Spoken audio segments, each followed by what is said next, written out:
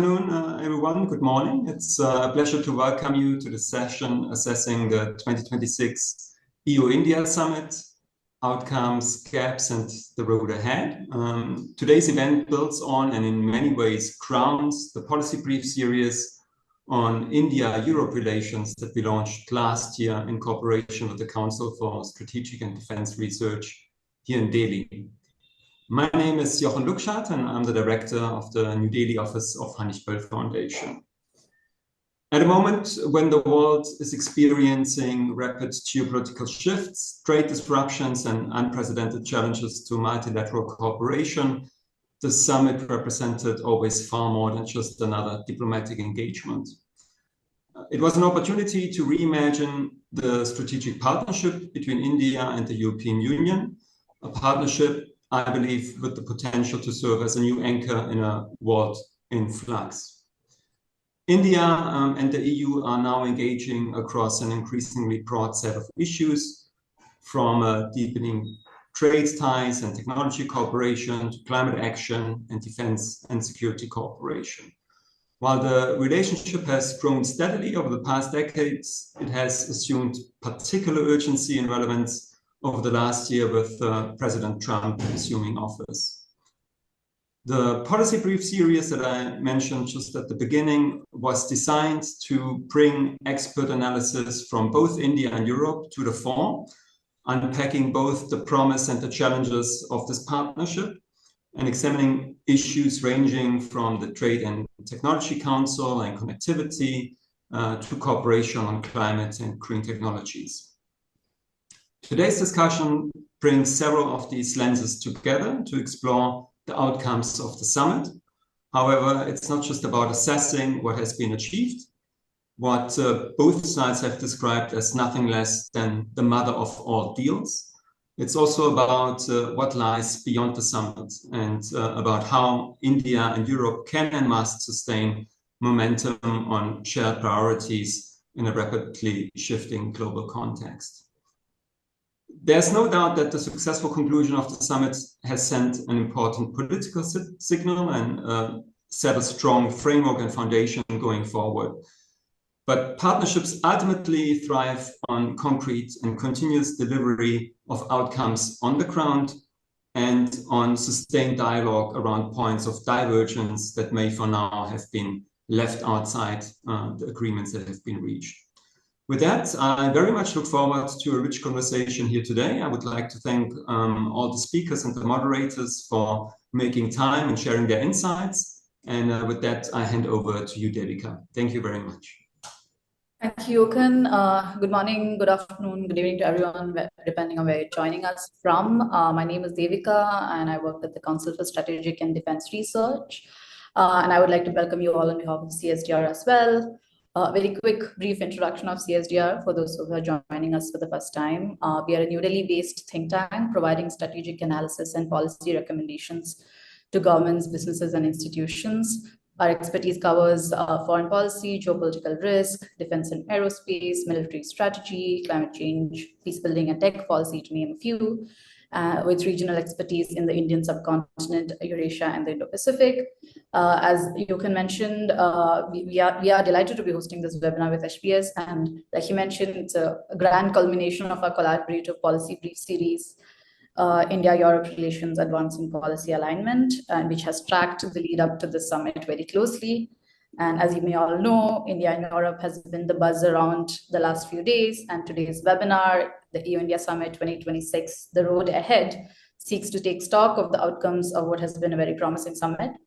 So without much further ado, to kick things off, let me quickly introduce our speakers. We have Professor Rajat Kathuria, who's Dean and Professor of Economics at the School of Humanities and Social Sciences at the Shivnada Institution of Eminence here in Delhi NCR. Welcome, sir.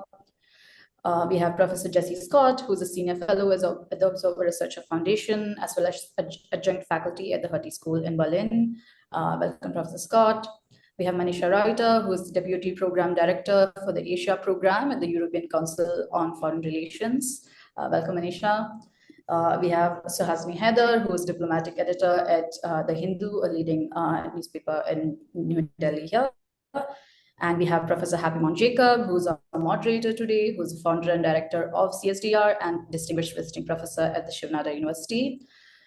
Quick housekeeping notes before I turn this over to Professor Jacob. I request our panelists to keep their opening remarks to 5 to 7 minutes. Post the opening session and the moderated discussion, we will open the floor for questions from our attendees. So please use the Q&A box to raise your questions for the moderator's consideration. That's all from me. I'll now hand over the proceedings to Dr. Jacob. Thank you, Devika, and good afternoon and welcome to, good afternoon, good morning, welcome to everybody to this webinar on EU-India Summit 2026. We just got over. We're going to explore the outcomes, gaps, and the road ahead. CSDR is delighted to collaborate with the Henrik Boll Stiftung in New Delhi under Jochan's guidance on a variety of issues pertaining to India-Europe relations. You know, when President Ursula von der Leyen described the EU-India Free Trade Agreement as the mother of all deals, I don't think she was engaging in any diplomatic hyperbole. I'm sure our panelists will talk about it, but it actually brings together two economic giants representing a quarter of the global GDP and a market of over 2 billion people. That's quite consequential in some ways. But I would say to view this as a triumph of just sound economics would be, I think, to miss the forest for the trees. I think there's a lot to unpack from this summit regarding commerce, trade, defense, security, trust, multilateralism, etc. I'm sure our experts will have a lot to talk about those issues. You know, yesterday we had a meeting at CSDR, and at this meeting, the European Union ambassador to India, Eve Delphine, made a very interesting point. He said the FTA is a result of will, agency, and circumstances. You know, when I reflect over what he said, I think each of these words, will, agency, and circumstances, all of this is very, very important.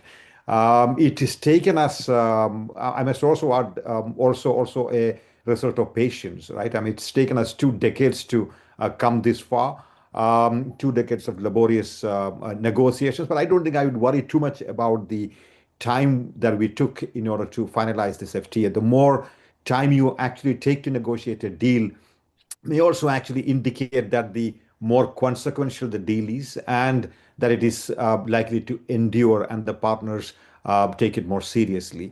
But to what President von der Leyen and Ambassador Delphine said, I will add that in some ways, from a geopolitical point of view, this is also in some ways the mother of all hedges in some ways. This is also hedging strategy, I guess, the European Union and India are engaged in, given the circumstances that live in today.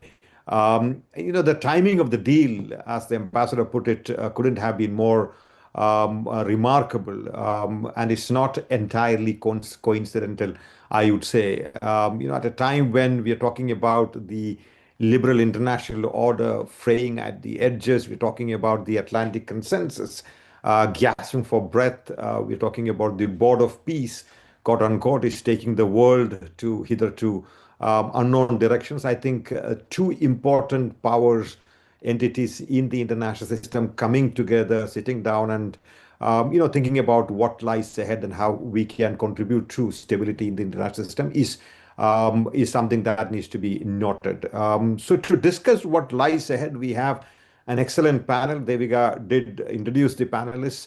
What we will do is we will give about 5 minutes to each of the panelists, and I will begin with Suhasini, if that is all right with you, Suhasini. And then followed by that, we will have a discussion among ourselves, and then we will open it for Q&A from the audience, and we have quite a lot of people who've joined this conversation. But with these very brief remarks, Suhasini, may I hand this over to you? Sure, and Thank you so much, Dr. Jacob, and to all of you for inviting us to speak. You will forgive me for not necessarily entering into the hyperbole, but that's our job as journalists to kind of try and unpack what we have seen in the last 3 days, and perhaps we will not really know exactly where this is headed for at least a few months more once the draft is actually agreed upon and we see what the European Parliament, because there's still legal scrubbing to go, but there's also the European Parliament's deliberations on it and whether there will be changes coming up after that. But I do think that what we saw in the 3 days that the European Union leadership was in Delhi, not just in terms of the substance, in terms of the optics, but also in terms of the timing. Coming at the beginning of what has already been a very turbulent year in geopolitics, gives us a new chapter, in a sense, a new page on the road ahead. And I say this because I don't think it is yet very clear just what the events of the last few weeks, and by that I'm referring to everything from the US action in Venezuela to the Board of Peace that has now been set up, to the new factors on trade, and the very remarkable speeches that we heard at Davos. We still don't know if these are indicators of permanent change in the global order or not.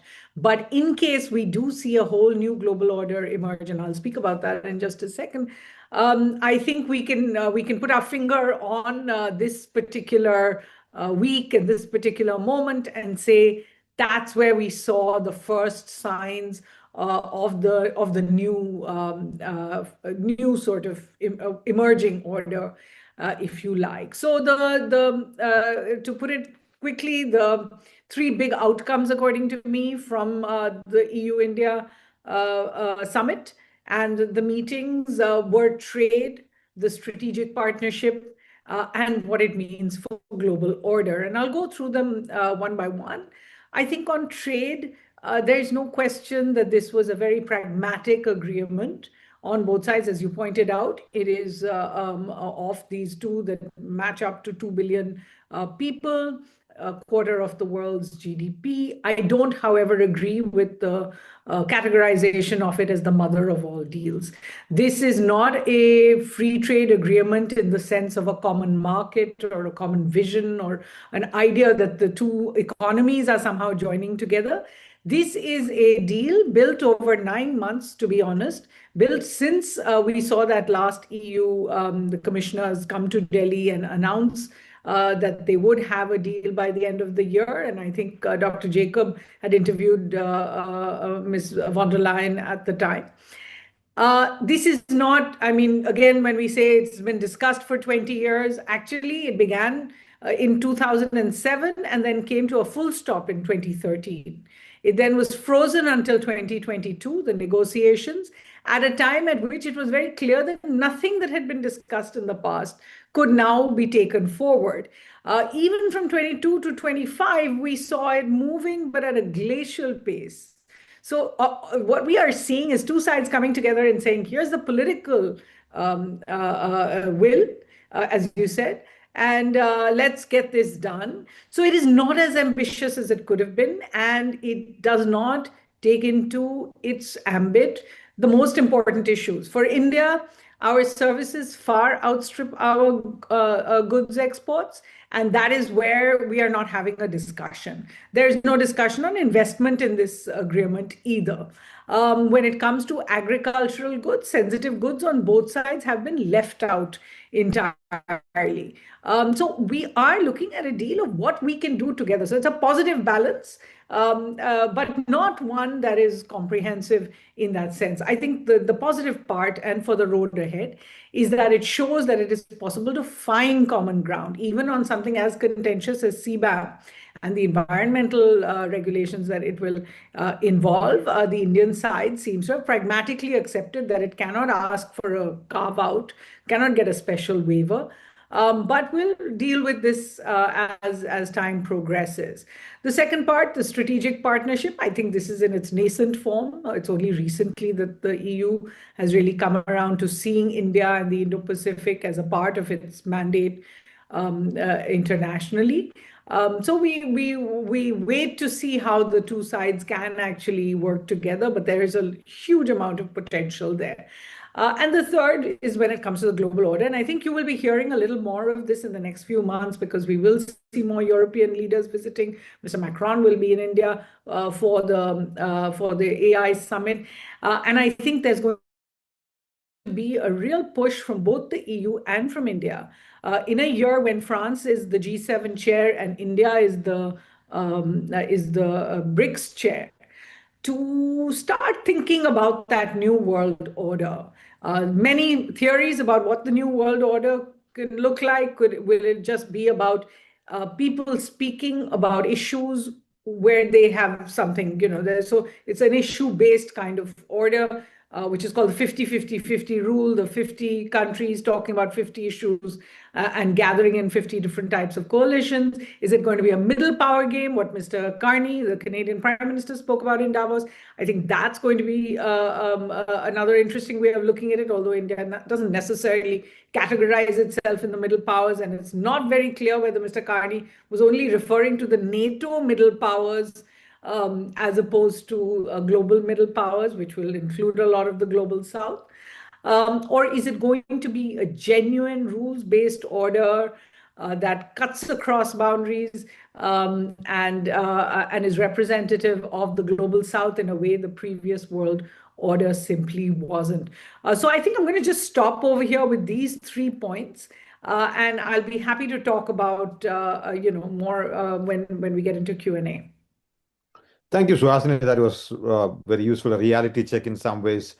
I wouldn't call it cynical, but certainly a reality check that it is not a mother of all deals. It is not as comprehensive as it is made out to be, and that it is built over the past 9 months. I mean, those are facts, and it's a good reality check. We'll come back to on some of those later. But Professor Scott, if I could get you next to give your remarks.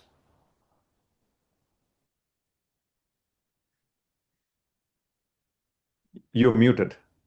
Yeah. Apologies, I was muted indeed. Thank you for the invitation, and thank you for the participation in the series of briefing papers that's led up to this discussion as well. I think this perhaps is a mother of deals, but that really depends on the children that it produces.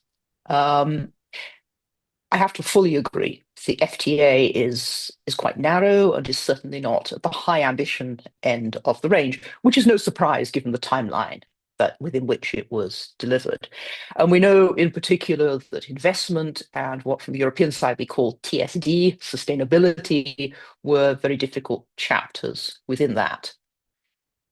But I think I'd like to step back a moment to a bit of big picture. When we look at summit conclusions, and that includes the FTA, but also the summit statements and some of the other documents associated with the entire process, the strategic agenda, etc. I look first for what's new, because these statements can do a lot of repetition. I think I'm also looking to see, these things fall into 2 categories.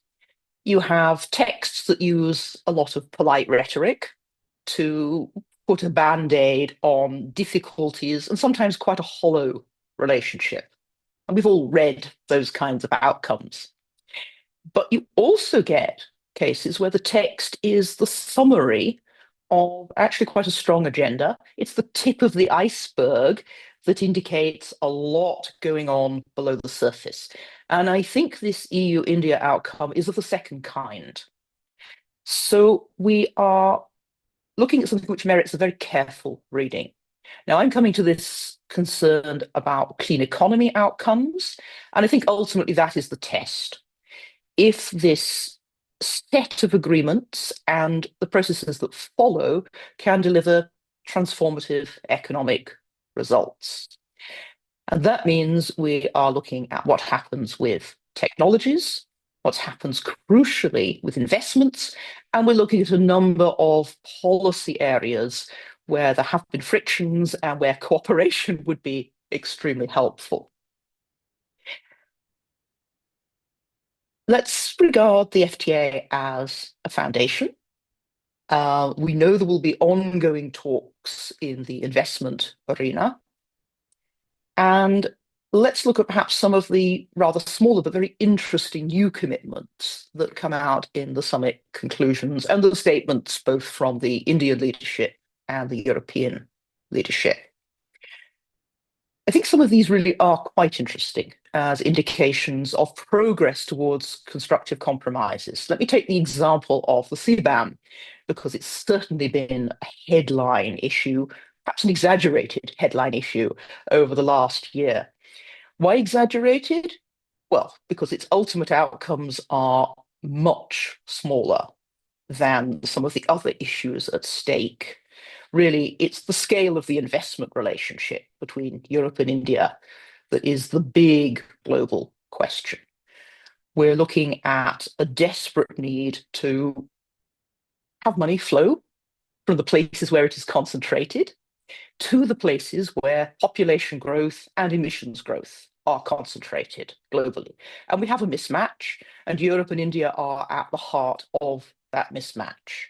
And I really don't want to see something the size of CBAM become a barrier to that discussion, which I think is where we're going over the next year or two.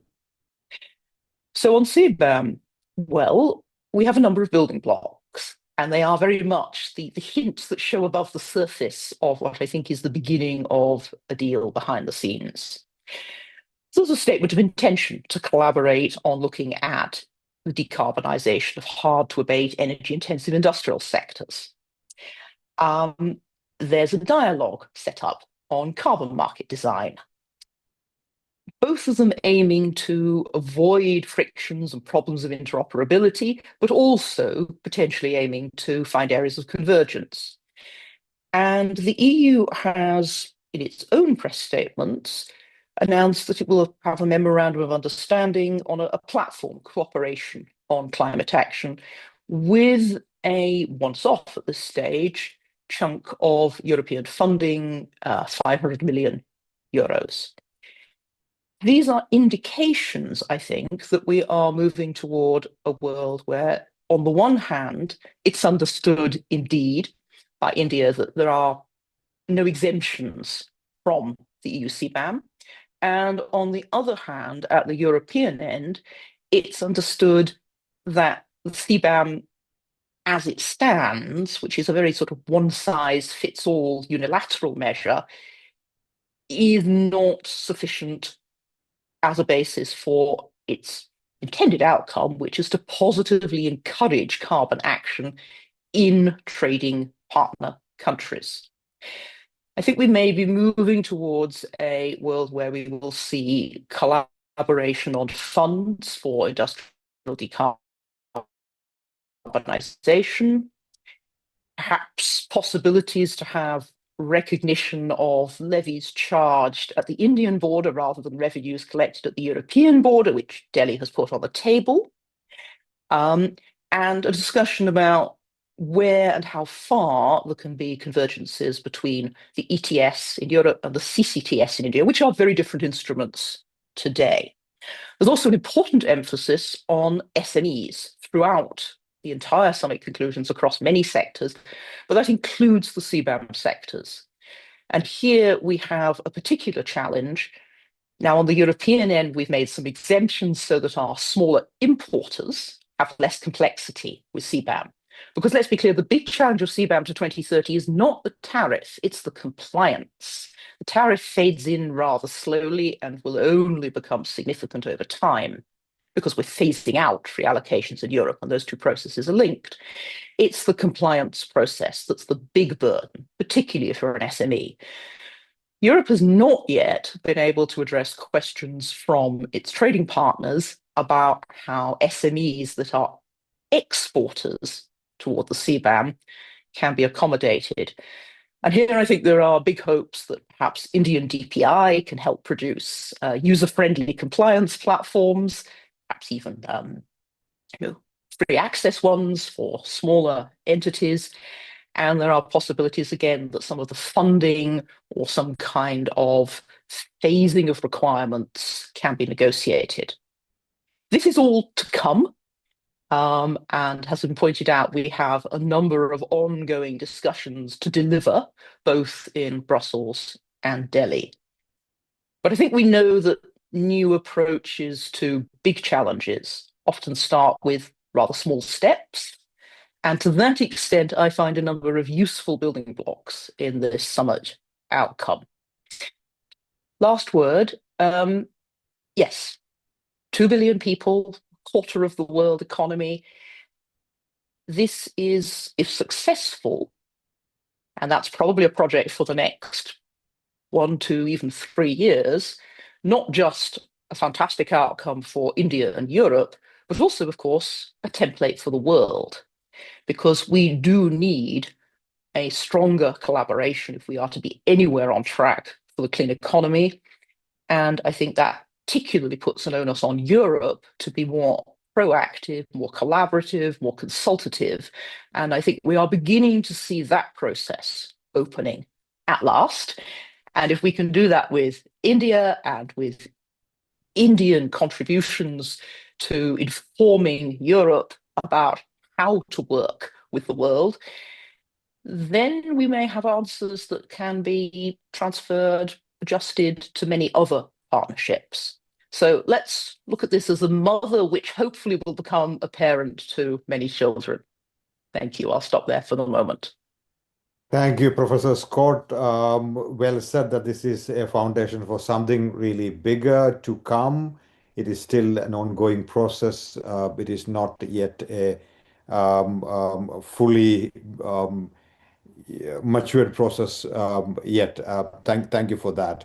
Professor Kathuria, let me come to you. But before I come to you, I will read out this sentence from your Indian Express article yesterday. Unless, of course, you don't agree with what you wrote yesterday. You wrote that the relevant question is this: would this deal have been signed had the world remained as it was in 2007? The answer almost unambiguously is no.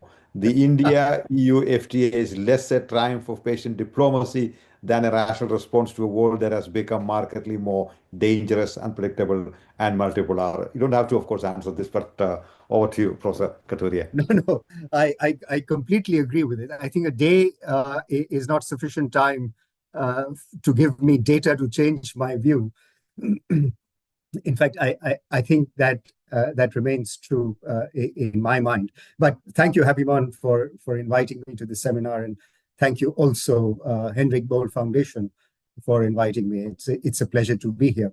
I'll sort of try and build on what Jesse and Suhasini have said, and I sort of don't disagree with the content of what they've said. But I think, you know, the mother of all deals, in some sense, there are 9 ways to skin a cat.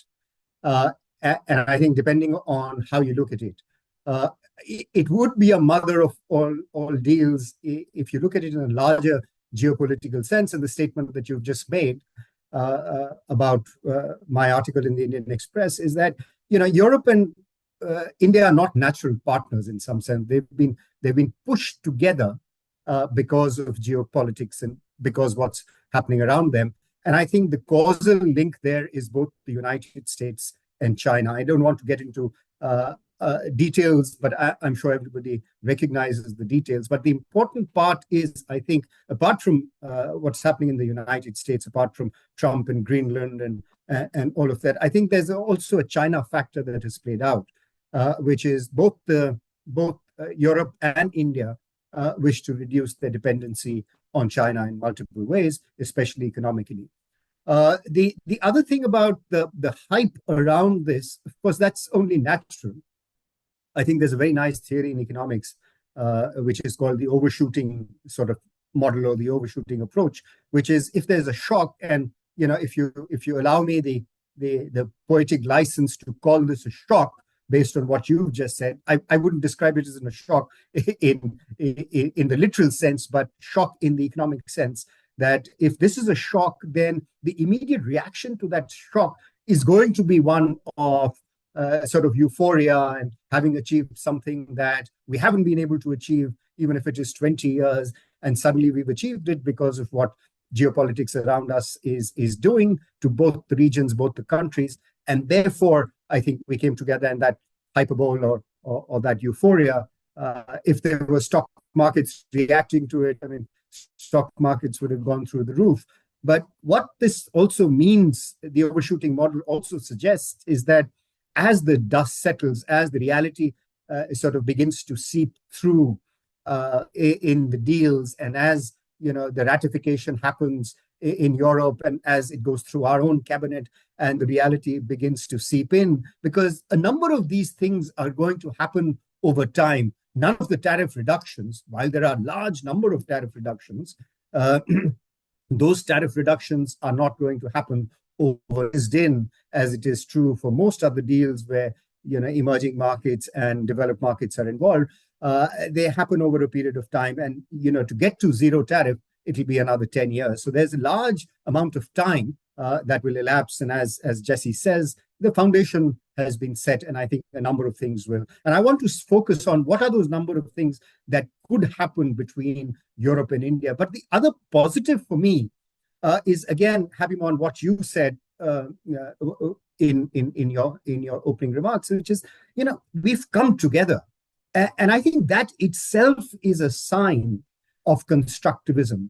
And what I meant when I said that we wouldn't have had this deal were we in 2007, what I mean is that the fact that we've been able to, whether it's geopolitics or whether it's something else, the fact that Europe and India, two big democracies, two large markets, have been able to come together and sign something, whatever it is, reflects a constructivism, I think, which will only be positive for both parties, because there's so much to gain between the two countries. And I guess some of those games will happen. We can't predict them, we can't foresee them, but I will talk about at least two gains that I see that would be forthcoming.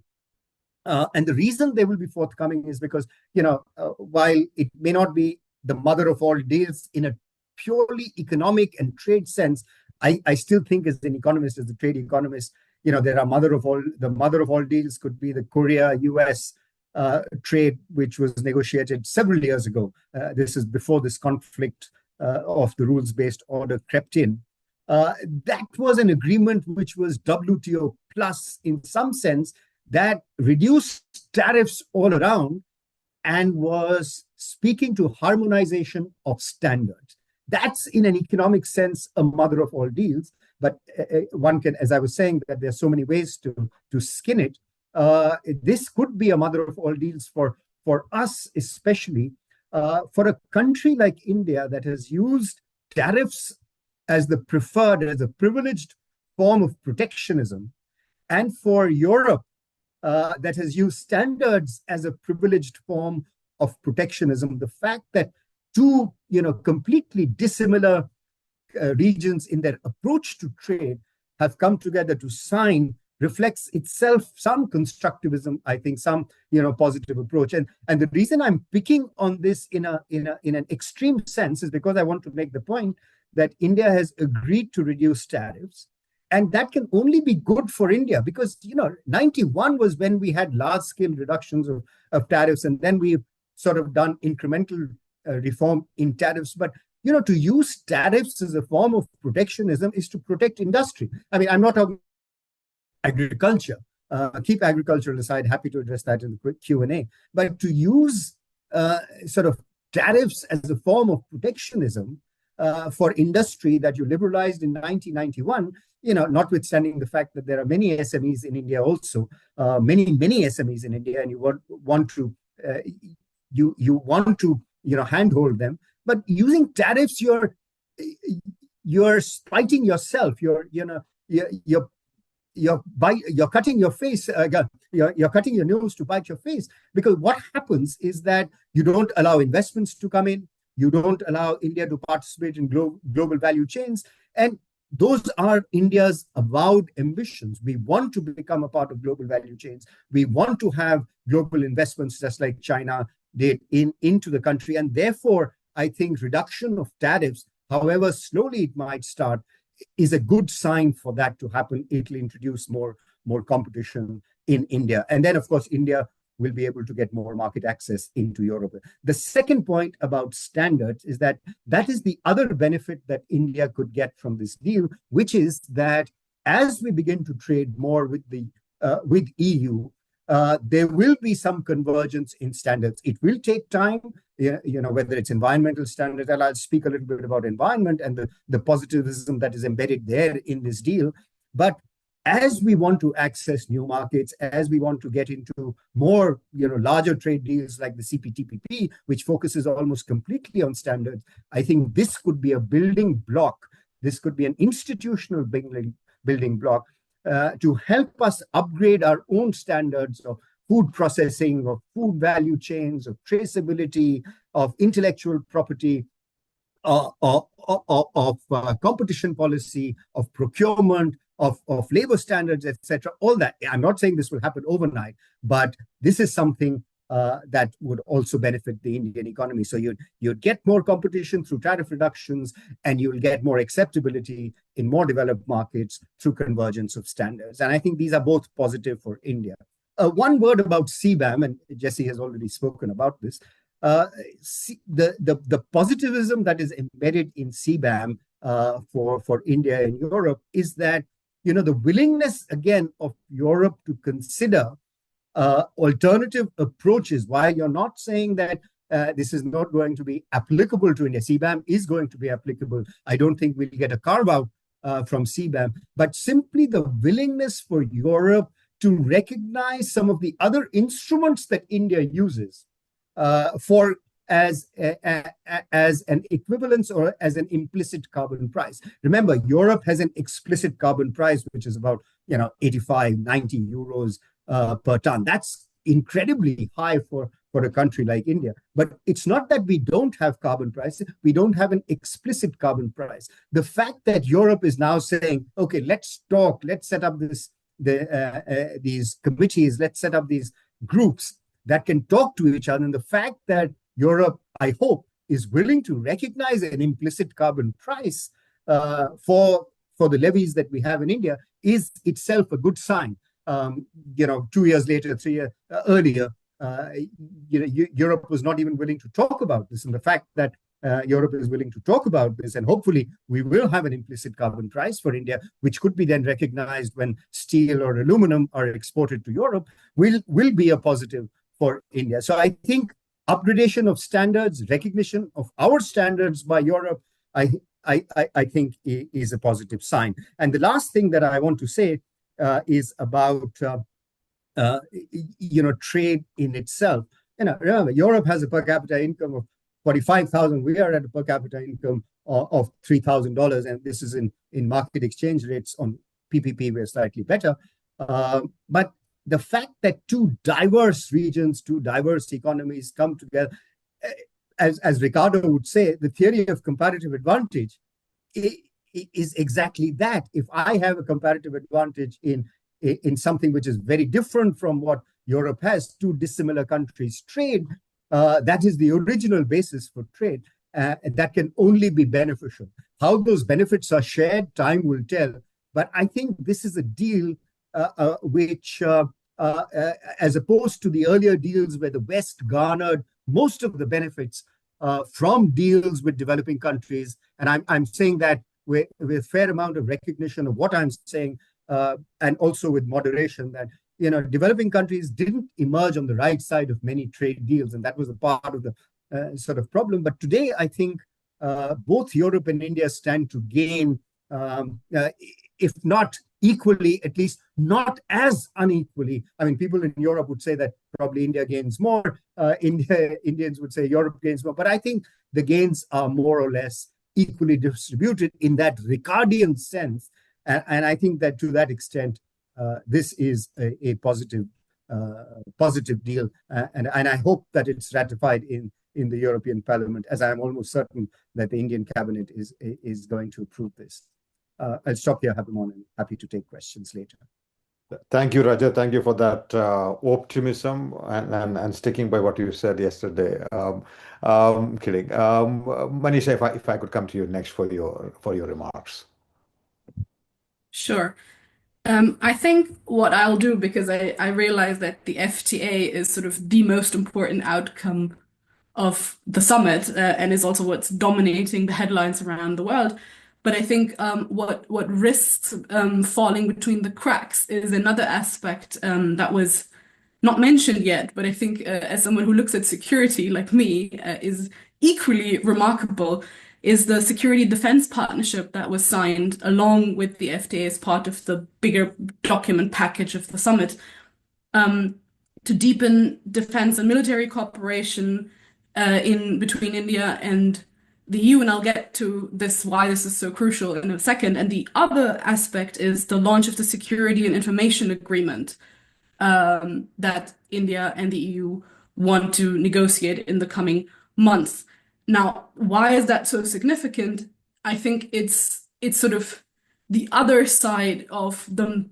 There's trade and then there's the security aspect. Both are equally important in what we've heard from previous speakers, and what I would call geopolitical pragmatism that we have adopted in this relationship. And I think the security aspect is especially remarkable because the trade aspect has always been there. Trade is sort of what naturally drives the EU-India relationship, whether or not there was a free trade agreement, but both countries have a shared interest in trading with each other. The EU is an export market economy. I'm, sitting in Germany, so especially Germany has always had a big interest in trading with India. So there has not been this kind of framework agreement as the FTA and the mother of all deals, but this has always been sort of a dominant driving force of the relationship. Security, however, has always been a big issue. And it's always been a big issue, but it's been especially an issue for the Europeans since the invasion of Ukraine, because of the disappointment of how India has positioned itself in this conflict. It took a while for the Europeans to get over this, I think, and to understand that there are pragmatic reasons and geopolitical necessities that are more important than sort of India's relationship with Russia, which, by the way, and this I keep telling this to people here in Europe, that if you look at the numbers, there is a decline in what India is buying from Russia, and there's a sort of India is also buying things from Ukraine. So it's a very diverse partnership, and I don't want to get into this in too much detail, but just to sort of give you a reflection from Europe that this has been an extremely big hurdle here in sort of, can we trust India on especially defense and security things. And so this is something where it hasn't been mentioned that much in the media in the last couple of days. I especially watched out for this, but I see this as a very, very big step forward in moving beyond this for pragmatic reasons, and being able to sort of see India as the necessary partner that it is. And now let me say a few words about the Security and of Information Agreement. It's about industrial defense cooperation, which is something that has been always an issue in the EU-India relationship and not discussed as much as sort of traditional security ties, such as maritime security, counterterrorism, cybersecurity. That's something that is part of the defense agreement as per usual, and that's something that has not been so problematic. But the sharing of technology and the sharing of classified information that is now being discussed between EU and India as part of this agreement, I think is quite significant, because it means there is a new level of pragmatic trust, if you want to call it that. It may not be this kind of shared values that especially Germany always wanted as the underlying foundation of this relationship, but it's certainly a shared understanding of how we assess the world and how cooperation is more necessary now than ever. And so that's something that I wanted to point out as something that's overlooked a lot, but very, very important in how this relationship is going to move forward, because Germany is one of the biggest defense suppliers in the world. So is France. I think France is currently the second largest defense supplier for India with 33%. And that number is growing. So I think even if you look at the numbers, the US is way below that. I think it's at 13%. So France is very, very important for India. Germany is trying to get there. I think there's a big demand on the Indian side, talking about submarines, which the Germans are supposed to deliver. So there are lots of things which the partnership can build on, and lots of things where I think it was a very good political signal to set this framework for industrial defense cooperation, which will then now hopefully be taken forward in the next couple of months. And then the other aspect that I wanted to highlight, because we'll talk about the FTA, and I know this is like the most important outcome of the summit.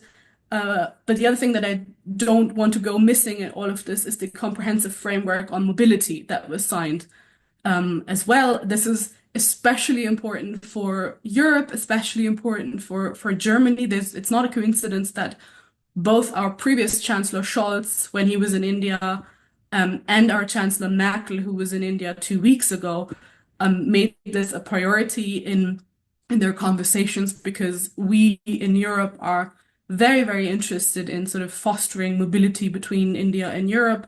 And I see a big window of opportunity there, especially because it's becoming increasingly difficult for Indian professionals and graduates to go to the US or stay in the US or Canada, Australia, UK. So I think Europe has a big window of opportunity there to attract professionals and young graduates, especially in the STEM area, to stay in Europe and move to Europe and build that partnership. And Indian students are already the biggest group of students we have here in Germany, for example, far outnumber the Chinese by now. So I think to make it more attractive for them to stay on and find professional careers here is a priority for our government, but also now a priority within the EU framework. So apart from sort of the FTA, those were the two things that I wanted to add to the discussion. Thank you so much, Manisha, for those remarks, very insightful remarks. You know, what I will do is that I will pose one or two questions to the panel.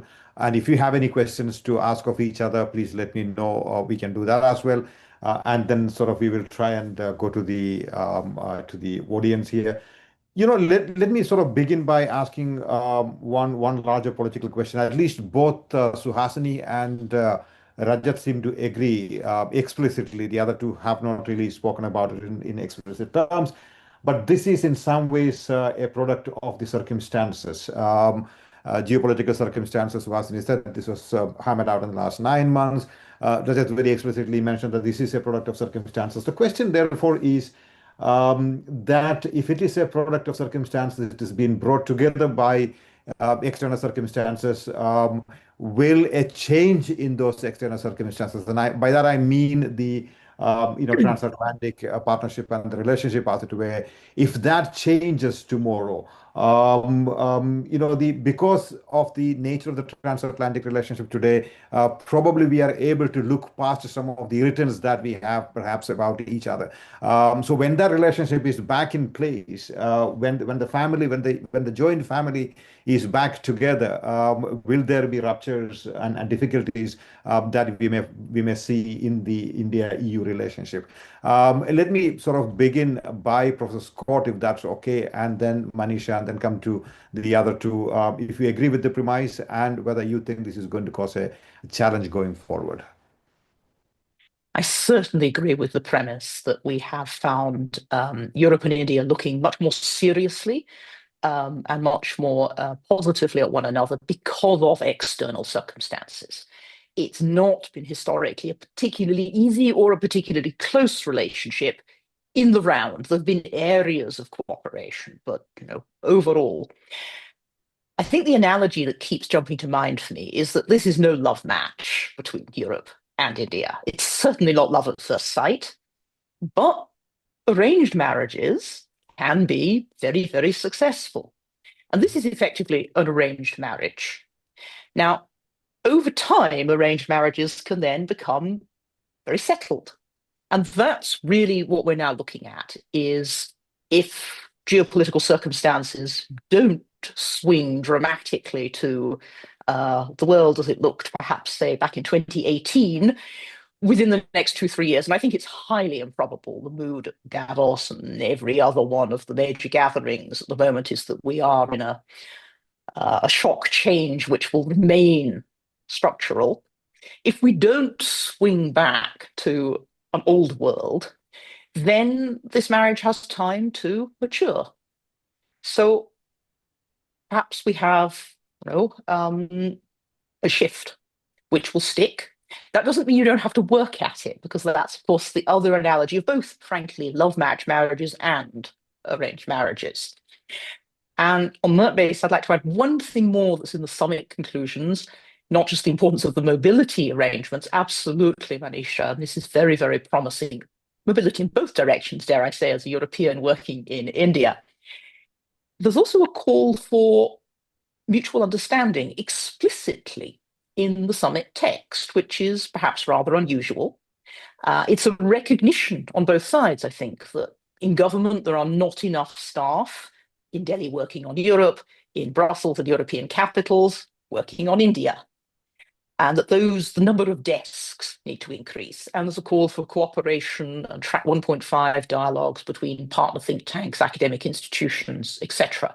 These are some of the things that can help make this externally created circumstance become an internally coherent relationship. Thank you, Professor Scott. Manisha, if I could come to you with the same question. Look, maybe let me give you a number that I found really striking. So ECFR does a big polling each year on European countries, but also some external countries, where we ask about 25,000 people. And with the latest polling, and that is from November 2025, so this is before Greenland and Venezuela, only 16% of Europeans describe the US as an ally. 16. So for a transatlantic relationship that we once had, and that was sort of the foundation of everything that we believed here in Europe, and also, mind you, I mean, our Asia policy was very much focused on what is, Obama's pivot to Asia, what is Biden's strategy for allies and partnerships in the Indo-Pacific. And we're very much oriented towards, what is the US doing and how can we move along? I think we see a drastic change there. The kick in the butt, if you want to call it that. I don't think people have realized how much the Greenland issue, which I don't think was discussed that much in India as far as from sort of the press that I read, but here in Europe, this has been probably the most disruptive thing that Trump has done so far in the transatlantic relationships, even beyond the tariffs. Taking sovereign territory from a NATO ally, and just the idea of doing that has frightened a lot of Europeans, and what that means, not just for NATO, but for our, we already deal with the war on our eastern flank and with Russia and constant threats of taking territory on that side. The US was the security guarantee. Now, if that is not stable anymore, I think it shatters a lot more than maybe we're willing to discuss at this point, because I also see a difference in sort of the first Trump period. People were kind of hoping that this would be a one-off, and then, somebody else would take over the White House and then things would be normal again. You don't hear this anymore here when you talk to people. There's a realism and an understanding that the US is changing, that our relationship to the US is changing fundamentally. And it's not this kind of, oh, okay, in 3 years, we'll just go back. So you can see the EU not just with the EU-India partnership and the FTA that was now signed, but also with the Mercosur deal that we pushed over the finishing line, which was equally difficult and sort of took 20 years to get to this point. There are a lot of things that the EU is now doing strategically to diversify, not just away from China. I think that's the interesting factor here, because we're always talking about diversification from China. But what you see in the last year or so is diversification also away from the US in a certain way. And I think that will continue, that will stay. I really do hope that the transatlantic relationship recovers in a certain way, but I don't think that will keep us here in Europe from understanding how important other partners, especially India is. And that's something that, the discussions on how important India is for Europe started long before Trump, and how the transatlantic relationship worsening. So I'm very confident that this will continue here, and this is sort of, as Jesse put it, the mother that will produce a lot of children in the future for this partnership here to stay. Thank you, Manisha. Suhasini, what do you think when the family reunion takes place? Will there be difficulties in the India-EU relationship? Well, I don't think that there will be difficulties in the India-EU relationship because of, even if the moment has been forged because of what Mr. Trump has done or what kind of pressure the US is putting, India and the EU have a lot of reasons to work together, and they just chose this moment to work on those. Neither of them is replacing another power in that relationship.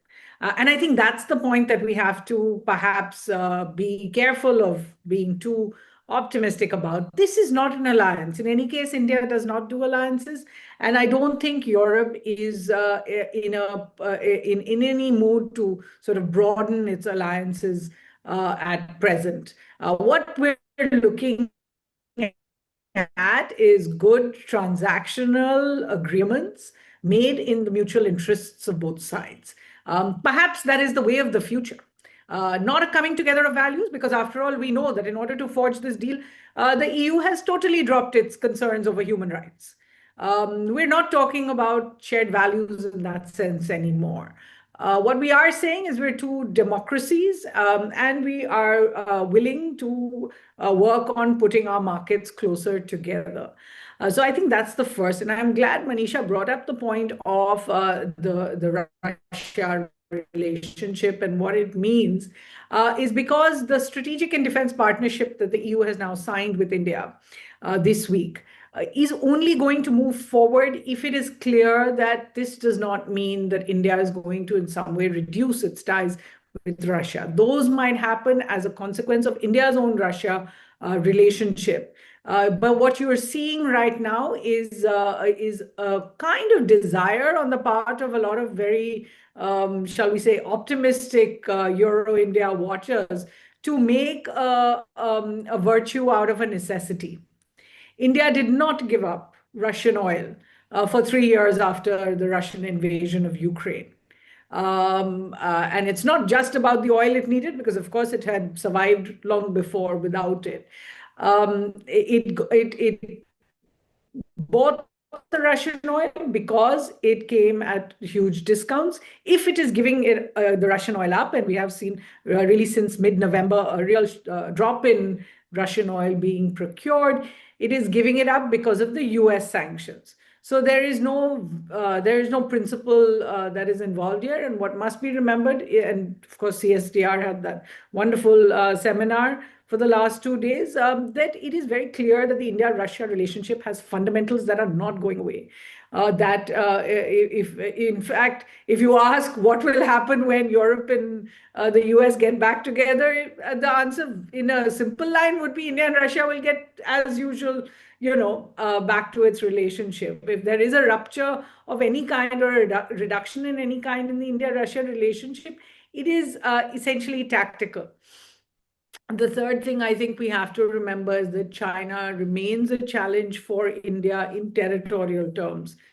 So while India too is dealing economically with China, and even through the standoff with China, continued to increase its trade, it doesn't have the same kind of ability to plan for the future that Europe has decided to do. And even right now, it's not just the EU. We see the UK Prime Minister in China right now making many very positive sounds. The fourth, and I think this is important to remember, because when two units, and the European Union is, of course, it's 27 states, so different parts of the European Union have reacted differently to different geopolitical events. But what is must remember is that one of the areas of basic distrust on the Indian side, if Russia is one of those areas on the European side, is the double standard. The idea that Europe does not see the global south, does not see the developing world in quite the same way it does see its own interests in the transatlantic world, and if I may say, the kind of first world, Anglo-Saxon world view that we see play out. And by that I mean very simply that the territorial sovereignty of all of Israel's neighbors that Israel attacked are not as much of a concern, nor is the US's operations in Venezuela right now as much of a concern to Europe. But when Greenland came up, that's when we see all the big statements coming together. That's when we see the real, the real sort of, very, very strong protests out of Europe. We didn't see it when it came to the killing of civilians in Gaza, but we did see it when it came when it was about Ukrainian civilians. So I think while we understand that this is an important moment, that Europe and India have decided, in a sense, to take this leap together that they had been hesitating or shrinking or not working on for this long. It's not going to take away some of the inherent reasons where there has been a kind of, shall I say, a hesitation to implicitly trust in the past. Thank you, Suhasini. Professor Kathuria, may request you to offer your comments on whether life after Trump will have an impact on the marriage between the EU and India, forced by circumstances. Yes. Well, I think much has been said, but I'd like to offer a sort of a new, a different based on my economic understanding. I think the arranged marriage analogy is well-founded. And the fact that it will produce children is also well-founded, and therefore the children will force the relationship to stay together.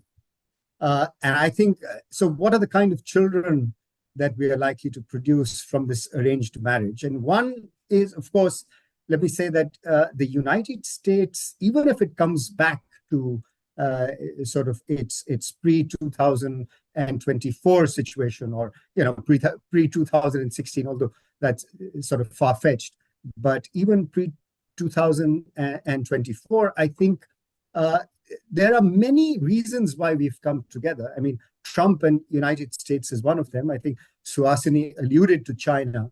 And I think both India and Europe are hugely dependent, vastly dependent on China economically. And I think weaning away some of that relationship, diversifying away from China, creating sub-trade diversion, will behoove both partners. And I think that reason will continue to remain because China has a trade surplus of over $1 trillion. I mean, can you imagine one country having a trade surplus, which means China remains the largest trading partner for over 100 countries, and that's not going to change. So even if Trump goes and United States has a change of heart, I think the China factor will remain, which will then be a rise in the ether for India and Europe to come together. But be that as it may, I mean, that's the external circumstance. I think endogenously, the relationship will grow.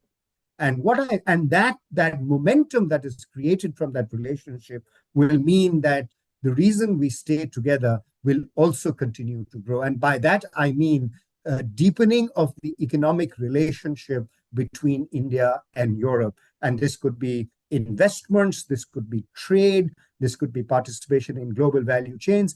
It will acquire a momentum, a reason of its own. And I think since we've come together, we might as well make the best out of it. And if tariff reductions happen, and they will happen, I think the reason for the relationship to stay together will be there. And I think those children will be produced and they will force us to come together. There's a very nice sort of, I don't know, remember the exact Shakespeare quotation, but there's a nice quotation there, a phrase which says, "I'm so steeped in blood, should I choose to wade away, it'll be as difficult to go ahead as tedious it would be to go back." And I think having invested in that relationship, going forward will only be the logical way forward. I think so. There will be no reason for us to look back, because the internal dynamics will force the relationship to maintain. And of course, this will be in a peacetime state. Yeah. Thank you, Rajat. Manisha, I have one more question for you, since you touched upon security, defense, and a little bit of Russia. Suhasini did answer that, because therefore I'm not going to go back to her. But I think the trade deal between India and EU does not imply a perfect harmony of interest between the two sides. It does not imply a perfect strategic alignment between them. I think there's no doubt that India will grow closer to the European Union, to Europe in general. Just follow trade, tourists and students, and you will see what the direction is. It's certainly not in a different direction. Russia certainly not. But that does not mean that there's going to be a perfect alignment. Is there a recognition in Europe today that a country like India, as big as India, with its own diverse interests, will have to and will continue to pursue interests that may not necessarily align with the interest of the Europeans, be it on the Russia question or global South question or whatnot? Or is there still an expectation that, hey, we need to sort of try and mold the Indians to a manner that is acceptable to us? And I think that applies also to the Indian side. But what's your take on that, Manisha? I think that depends on who you ask. I think it's both. I think there is a shared understanding for, countries have relationships with other countries. And for India, Russia is a crucial part. This goes beyond defense ties anyways. So I think it took a while for Europeans to understand this relationship that India has with Russia, and to accept it to a certain degree. I always had like super interesting discussions where the Indians would say, but you have this relationship with China where you're very close to China and it's not good for you. And then we would say, oh, but you have this relationship with Russia. So that's just the way it is. Countries have relationships with other countries that other countries may not like. There is, however, I think the hope in Europe that, of course, by growing our own defense ties with India, it will help India eventually diversify away from Russian oversupply. And this is something that, we've seen India realizing long before the FTA and the Strategic Defense Agreement now. India has been trying to diversify away from Russian overdependence for the last decade or even more. By investing in the relationship with Israel, with the US, with France. So this is something where I think Europe would like to be a crucial pillar, and where I think we can play a role and we can make offers, whether or not India accepts these offers and whether or not that will lead India to take certain choices on Russia or not. That is up to India.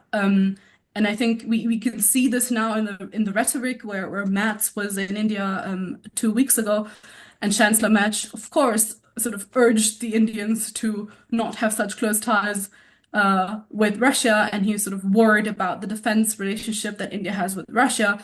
But if you look at the rhetoric of sort of previous visits and the statements that were in the size of the text, it's 2 sentences on this, rather than a whole paragraph explaining why this is such a difficult relationship for us. So I think we don't accept it in a way where we like it, but we accept it in a way where we see other things becoming more important. And in terms of pragmatic geopolitics, this is just one thing that we need to swallow. Thank you. Suhasini, one more question for you before I open up. We have 20 minutes. Very quickly, I think the Indians also will probably need to get used to the entity that the European Union is. Brussels is not a state that engages in sort of the conventional statecraft as it were, and its pursuit of norms and values is an integral part of its own statecraft. And so whether or not we agree with all of those norms, norms and values are integral to European power, and the European Union's insistence on sometimes is the very part of their DNA that makes what the European Union is. Have you been covering Indian foreign policy for a long time? Is there a growing recognition in India of what kind of an entity the European Union is and what it stands for. And it's not just about pushing other countries to follow that, but it's also what it symbolizes, what it stands for. Is there a recognition of that in India, in your opinion? I think there is, you know, there is a recognition that Europe had been much more about India dealing with the largest, in a sense, the sum of the parts. Can you hear me? And very much now there is an understanding. There is very much an understanding in India that not only are you dealing with these countries bilaterally, but you are having to deal with the entity itself. And I think that recognizes the importance of this regionalism in Europe, certainly. That there are differences of various sorts seem to be, Manisha referred to Chancellor Merz's visit, where he said very perhaps, politely, he said that we would, like to see more defense ties with India, reduce India's dependence on Russia. A week later, we saw the Polish foreign minister say that much more blandly and said that he was in fact very pleased that India had given up its Russian oil. When asked by the external affairs minister about the European Union's ties with Poland's ties with Pakistan, his response was, well, we do have issues with India joining the Zapad exercises. Now, I want to make the point that India is going to continue to be part of those exercises. I think there are some naval exercises with Russia that begin just today, a day after the European delegation left. So there has to be this kind of pragmatism, I think, on both sides. The second, I think, when it comes to norms, is where India and the EU can actually really do good for the world. Is one part is, of course, as we discussed earlier, what is the new world order going to look like? Is it going to be more representative this time? Are there going to be more concerns of the global south in there? But I think what they really need to start working on a war footing, if you like, is the future of norms in areas where there have been no norms. And by that, I mean AI, in terms of, cyber warfare, hybrid warfare, and all the rest of that. It's necessary that people start looking at regulating, or certainly international regulations, international management, rules-based order for all of these areas before it is completely out of everyone's control. When it comes to climate change, for example, putting in place what is going to follow now that the US has walked out of every climate change protocol. What is that going to mean for the rest of the world when it comes to renewable resourcing? There are issues for the future which India and the EU can work together much closer without needing to wait to find out whether that old order still exists. Those old alliances are still going to be some kind of a hurdle to our relations. Thank you, Suhasini. We have quite a few questions in the chat box. Some of them have already been answered, but I want to pick up a few from these questions. There's an interesting question by Joel Sandhu from GPPI. He asks on mobility. It's about people on both sides. What can make India an attractive destination for European graduates and professionals? So there is a cross-fertilization of mutual learning and understanding. Rajat, can I bring that to you? You're the dean of the School of Humanities and Social Sciences at the Shivananda University. So you belong to a private university. Yes. And so what do you think can be done? I think that's an important question from Joel. I think it is. I think it is. And, let me give you a couple of anecdotes. When I was teaching, not in Shivananda University, when I was teaching earlier, before the financial crisis, I'm talking about 2006 and 2007, remember India's, golden period of growth was between 2004 and 2009, where India was growing at about double digits or close to double digits for 5 years, 9.5% in real terms. And India had really become the toast of the world. And a lot of people were looking very seriously at India. And I remember, and this is purely anecdotal, that a lot of European students who we hadn't seen in India, we had seen lots of African students, lots of Central Asian students, lots of South Asian students in India, but we hadn't seen European and US students. I think wanting to get an immersion in India at that time was at a peak. And a lot of people, especially people working in the financial sector, financial markets, China had lived its, the China story wasn't over, but the China story had at that time peaked. And so India was the natural destination. And we saw lots of Europeans on Indian universities, especially to do internships. Cut to 2026, the emergence of a large number of private universities. Of course, public universities remain, but and some of them are doing well, some of them not doing so well. But private universities have clearly emerged in the firmament. And one of the objectives of private universities, indeed, is, if you look at Canada, if you look at Australia, if you look at Europe, UK, not so much the United States, but also US universities, we have a visit from these universities almost every week, whether it's a part of the free trade agreement that we've had with these countries or whether it's outside the free trade. I mean, with the US, we don't, but we still get US universities. So there is interest. And now I think the good thing that has begun to happen, it's not only a one-way relationship that is Indians to, of course, that will still remain dominant.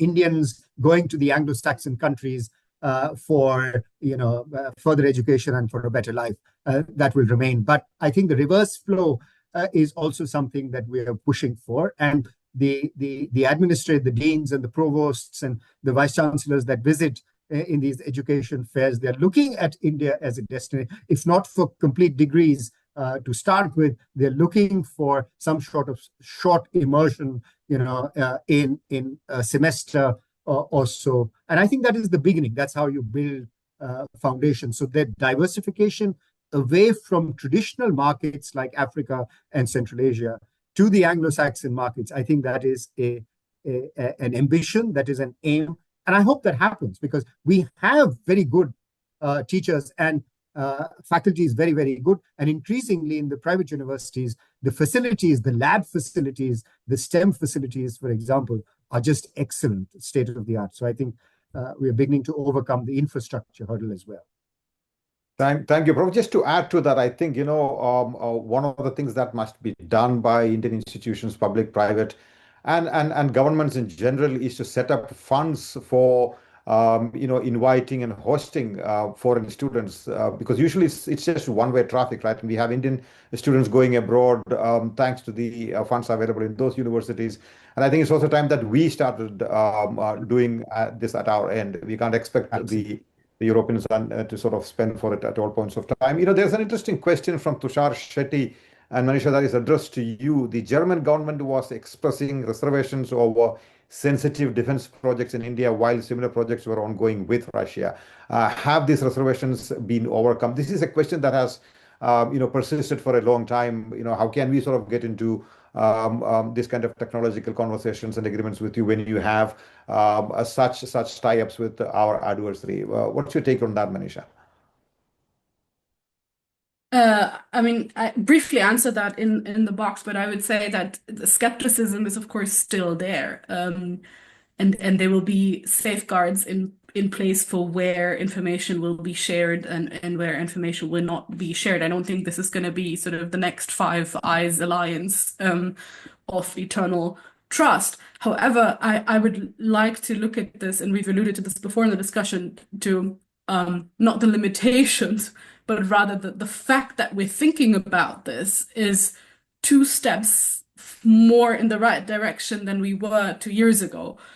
So I think the fact that we, from in 2022 being completely shattered by, India's positioning on the Ukraine war to let's talk about sharing classified information where we can and where it's useful is a big step in security and defense policy. So I think regardless of the skepticism, it's a great step forward.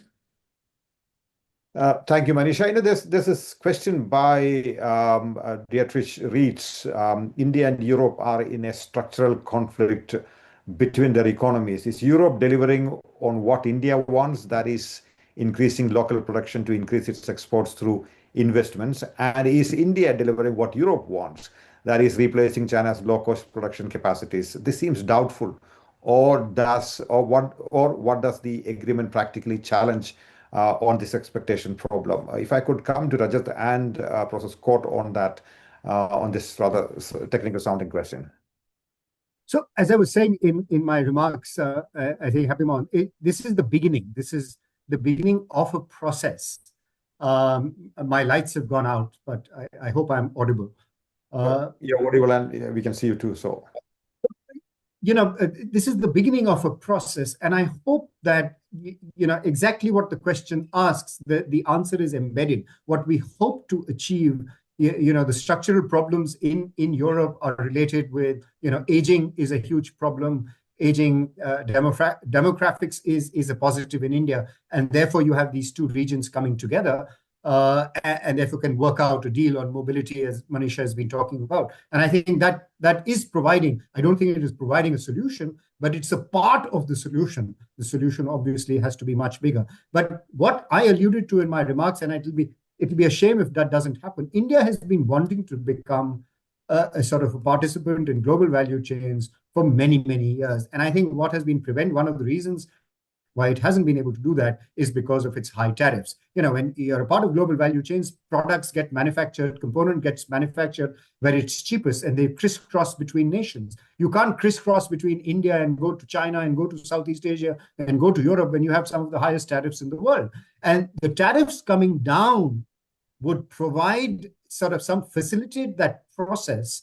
And at the same time, hopefully some investments will flow in, not only from Europe, but from other countries, and make India participate in those global value chains, and therefore facilitate India to become a manufacturing powerhouse. I don't think, China's story is over yet.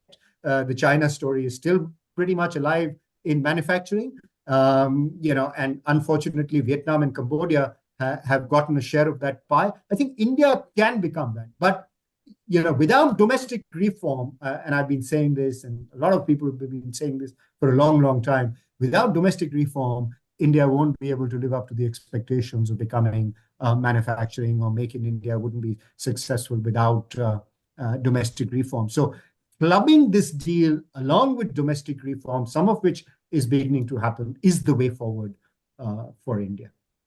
Thank you, Rajat. Before I give the mic to Professor Scott, there's this question from Josephine, which Professor Scott did answer partially. But her question is, Professor Scott has mentioned that new approaches to big challenges often start with small steps, and that she found a lot of building blocks in the summit results, FTA conclusion statements. Can you briefly mention some of the building blocks you have identified? You might want to sort of throw some light on that too.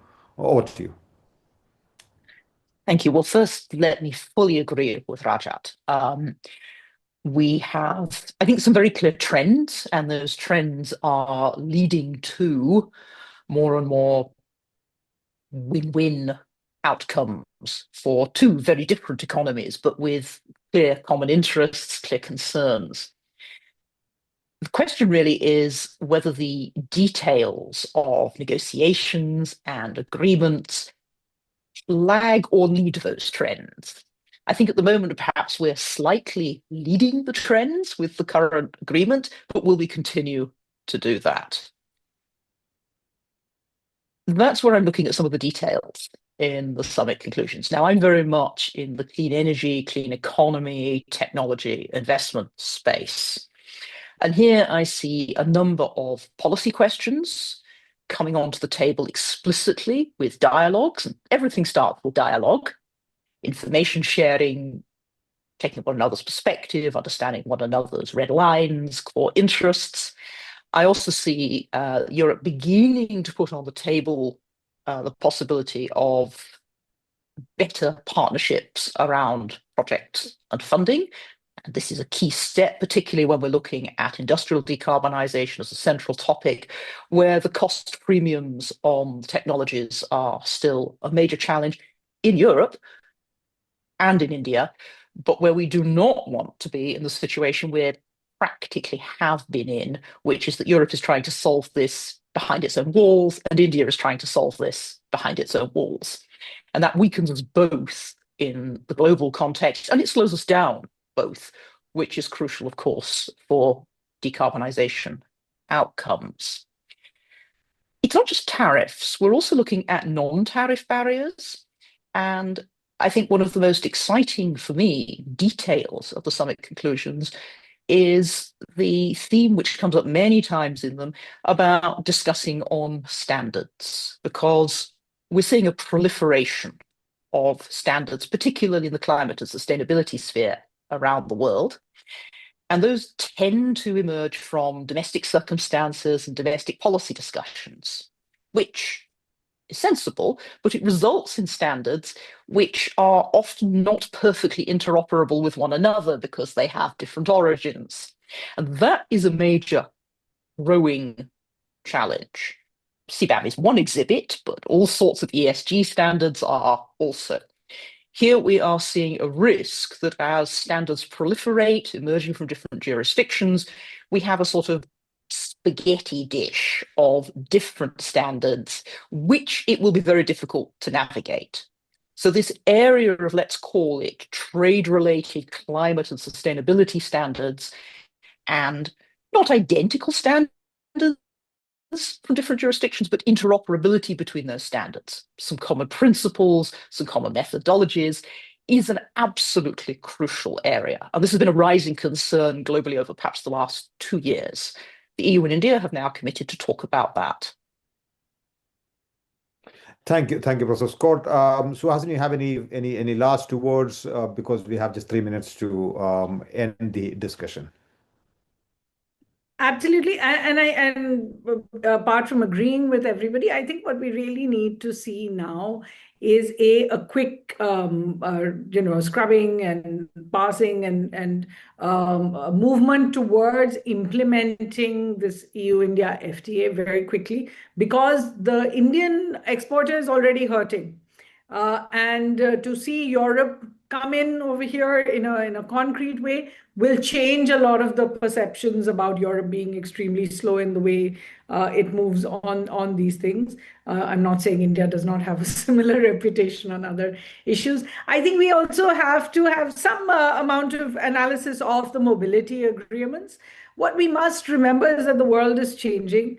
Europe is no longer really accepting or welcoming, and we're seeing right-wing governments in particular coming up across and perhaps in some of the larger countries of Europe as well. So we should know that the future of migration, of immigration, is essentially going to be in non-permanent kind of contracts. So what these mobility agreements are essentially doing are facilitating the kind of movement we've seen for years. Without any mobility agreements, 10 million Indians have been in Gulf countries and West Asia working, because that is how it was structured from the start. Then citizenship was not on offer. So what we have to understand is, while we are all seeing the mobility agreement as a kind of alternative to the services and an alternative to Indians being able to go to these countries, these are going to be fixed term contracts that they will go on. And it is in India's interest as well to start moving the population towards this more viable, perhaps, channel that Europe is also opening up on. Make sure that its youth are skilled and able to offer themselves to these countries with the idea that they are not going to move there permanently. Thank you. If there are no final comments from anybody else, Manisha, is there anything that you'd like to say? 30 seconds? If not, that's absolutely fine. Perfect. Great. I don't have, it's 3:30. I'll take 30 seconds to make 3 points, actually 4 points.